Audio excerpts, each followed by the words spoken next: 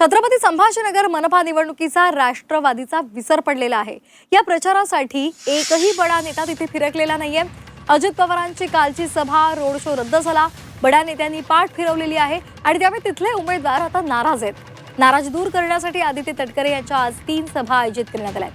तर छत्रपती संभाजीनगरमध्ये राष्ट्रवादी स्वबळावर 90 पेक्षा जास्त जागा लढवत आहे।